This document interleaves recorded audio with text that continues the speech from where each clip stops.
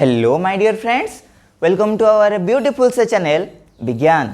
तो आज की इस वीडियो में हम इलेक्ट्रॉनिक सर्किट्स के बारे में बात करने जा रहे हैं। तो इलेक्ट्रॉनिक सर्किट्स क्या होते हैं? वो जनरली बनते हैं हमारा असेंबली ऑफ इलेक्ट्रॉनिक कंपोनेंट्स से। मतलब बहुत सारे इलेक्ट्रॉनिक कंपोनेंट्स मिलकर बनाते हैं हमारा किसको? इलेक्ट्रॉनिक सर्किट्स को। तो आइए समझते हैं इलेक्ट्रॉनिक कंपोनेंट्स को। तो हमारे चारों तरफ जो भी इलेक्ट्रॉनिक डिवाइसेस हम लोग देखते हैं उन सबको हम क्या बोल सकते हैं? इलेक्ट्रॉनिक कंपोनेंट्स बोल सकते हैं। वो जनरली दो तरह का होते हैं।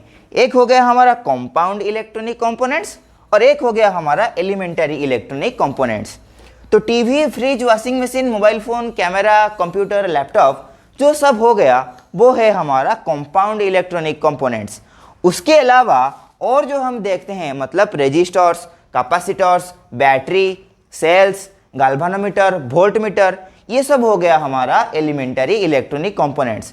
मतलब जो सब हमारा कंपाउंड इलेक्ट्रॉनिक कंपोनेंट्स होते हैं वो हमारा बनते हैं एलिमेंटरी इलेक्ट्रॉनिक कंपोनेंट्स से।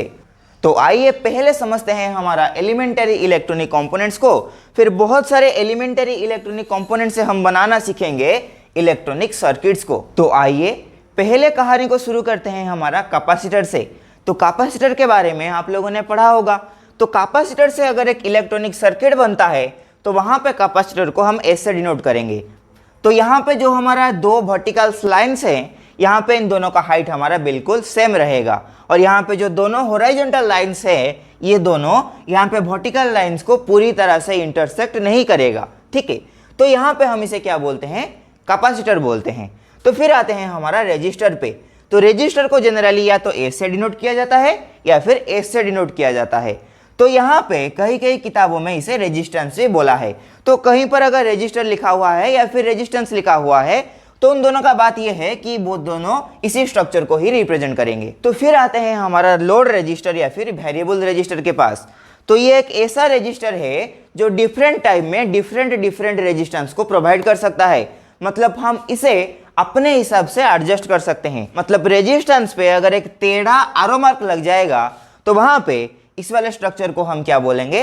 लोड रजिस्टर या फिर वेरिएबल रजिस्टर बोलेंगे। तो फिर बात करते हैं हमारा सेल के बारे में। तो सेल क्या है? सेल को हम ऐसे रिप्रेजेंट करते हैं। तो हमारा जो कैपेसिटर था तो वहां पे दोनों वर्टिकल लाइंस का हाइट सेम था, लेकिन यहाँ पे सेल में दोनों वर्टिकल लाइंस का हाइट बराबर नहीं होगा। तो यहाँ पे सेल क्या होता है? तो सेल एक ऐसा डिवाइस होता है जिसकी एक टर्मिनल हमारा पॉजिटिव टर्मिनल होता है और एक टर्मिनल हमारा नेगेटिव टर्मिनल होता है। जो आपने वॉल क्लॉक देखा होगा, जो एनालॉग वॉल क्लॉक आता है, तो वहां पे जो सेल लगता है, जो बैटरी लगता है, वो होता है हमारा एक सेल। तो सेल एक ऐसा डिवाइस है जो क्या कर सकता है? दो टर्मिनल्स के अक्रॉस हमारा पोटेंशियल डिफरेंस को बना सकता है। मतलब हम ऐसे बोल सकते हैं जो डिवाइस केमिकल एनर्जी से इलेक्ट्रिकल एनर्जी बनाता है उसे हम क्या बोलते हैं? सेल या फिर बैटरी बोलते हैं। ठीक है, तो फिर आते हैं, बात करते हैं बैटरी पे।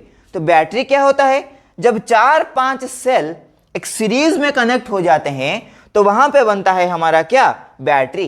तो सीरीज मतलब आगे पीछे होके कनेक्ट हो जाएंगे। मतलब एक सेल, फिर उसके पीछे एक और सेल, फिर इसके पीछे एक और सेल, फिर एक और सेल। तो ऐसे आगे पीछे अगर सेल कनेक्ट हो जाएंगे तो वहां पे हम क्या बोलेंगे? इसे बैटरी बोलेंगे। तो सेल है हमारा जो वॉल क्लॉक में लगता है, लेकिन घर में जो हम इन्वर्टर यूज करते हैं वो होता है हमारा क्या? बैटरी। ठीक है, तो सेल को हम सर्किट में ऐसे रिप्रेजेंट करेंगे और बैटरी को ऐसे रिप्रेजेंट करेंगे। तो फिर बात करते हैं हमारा स्विच या फिर की के ऊपर। ठीक है, तो स्विच जो होता है वो हमारा मैकेनिकल स्विच है। जो बोर्ड में हमारा स्विच लगा हुआ होता है ना, उसे ही हम यहाँ पे रिप्रेजेंट कर रहे हैं। तो स्विच को जब हम इलेक्ट्रॉनिक सर्किट में रिप्रेजेंट करेंगे या तो उसे इस तरह से रिप्रेजेंट करेंगे या फिर ऐसे रिप्रेजेंट करेंगे। तो आइए फिर बात करते हैं हमारा वोल्टमीटर पे। तो वोल्टमीटर क्या है? वोल्टमीटर एक ऐसा डिवाइस है जो दोनों टर्मिनल के अक्रॉस क्या करता है? पोटेंशियल डिफरेंस को मेजर करता है। मान लीजिए यहाँ पे मैंने एक पॉइंट रखा और यहाँ पे एक पॉइंट रखा। मान लीजिए यहाँ पे मैंने पोटेंशियल दे दिया 10 वोल्ट और यहाँ पे मैंने पोटेंशियल दे दिया 5 वोल्ट। ठीक है, तो यहाँ पे अगर हम एक वोल्टमीटर को लगाएंगे, मतलब इन दोनों पॉइंट के अक्रॉस अगर हम एक वोल्टमीटर को लगाएंगे, ठीक है, तो यहाँ पे क्या होगा? इस दोनों टर्मिनल के अक्रॉस जो हमारा पोटेंशियल डिफरेंस होगा ये वोल्ट मीटर में शो होगा। तो वोल्ट मीटर एक ऐसा डिवाइस है जो दोनों टर्मिनल के अक्रॉस क्या करता है, पोटेंशियल डिफरेंस को मेजर करता है। या तो इसे इस तरह से रिप्रेजेंट किया जाता है, मतलब एक सर्कल के अंदर भी लिखा हुआ होगा, या फिर एक सर्कल के अंदर एक आरो मार्क होगा और इसके नीचे लिखा हुआ होगा वोल्ट मीटर या फिर V। तो फिर आते हैं हमारा आमीटर पे। तो आमीटर एक ऐसा डिवाइस है जो दोनों टर्मिनल के अक्रॉस कितना करंट फ्लो हो रहा है उसे बताता है। तो मान लीजिए यहाँ पे एक वोल्ट मीटर को नहीं लगा के हम क्या लगाते हैं, एक आमीटर को लगाते हैं। वो ये बताएगा कि यहाँ से यहाँ तक कितना करंट का फ्लो हो रहा है, कितना अमाउंट ऑफ करंट फ्लो हो रहा है। तो जनरली आमीटर को हम इस तरह से रिप्रेजेंट करते हैं, मतलब एक सर्कल के अंदर जब A लिखा हुआ होगा तो वहां पे हम क्या बोलेंगे, ये आमीटर है। या तो एक सर्कल के अंदर एक आरो मार्क बना हुआ होगा और उसके नीचे लिखा हुआ होगा आमीटर या फिर A। तो यहाँ पे इन दोनों ही केसेस में हम क्या बोलेंगे, ये एक आमीटर को डिनोट करता है। ठीक है, तो फिर आते हैं हमारा गाल्वानोमीटर में। तो गाल्वानोमीटर एक ऐसा डिवाइस है जो करंट को ही मेजर करता है। तो हमारा आमीटर और गाल्वानोमीटर में डिफरेंस क्या है, जो आमीटर है वो हमारा सिर्फ और सिर्फ करंट का मैग्नीट्यूड को पता करता है, लेकिन हमारा जो गाल्वानोमीटर है वो मैग्नीट्यूड को पता करने के साथ साथ उसका डायरेक्शन को भी हमें बता देता है। तो ये हो गया हमारा गाल्वानोमीटर।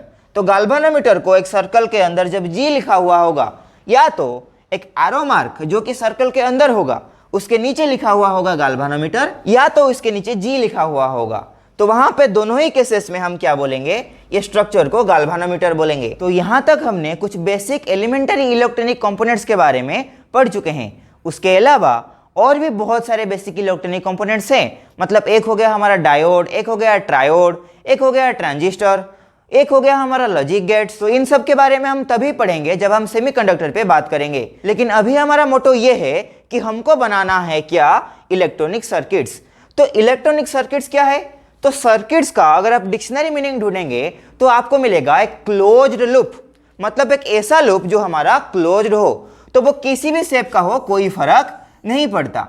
इसी तरह का एक क्लोज्ड पाथ को हम क्या बोलते हैं, सर्किट बोलते हैं। तो इलेक्ट्रॉनिक सर्किट्स मतलब इसी तरह का एक क्लोज्ड लूप जिसमें लगा हुआ होगा इलेक्ट्रॉनिक कंपोनेंट्स। तो आइए इसे बनाते हैं।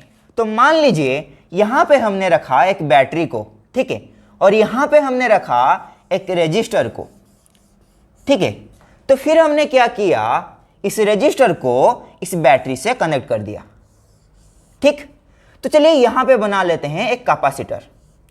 तो यहां पे हमने बना लिया एक कैपेसिटर, ठीक है।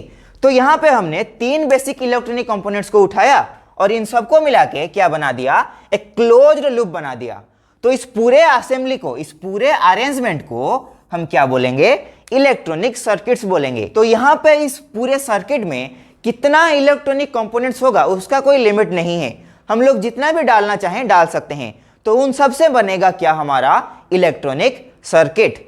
तो I hope basic electronic components और इलेक्ट्रॉनिक सर्किट्स के बारे में अभी तक आपका किसी भी तरह का डाउट नहीं बचा होगा।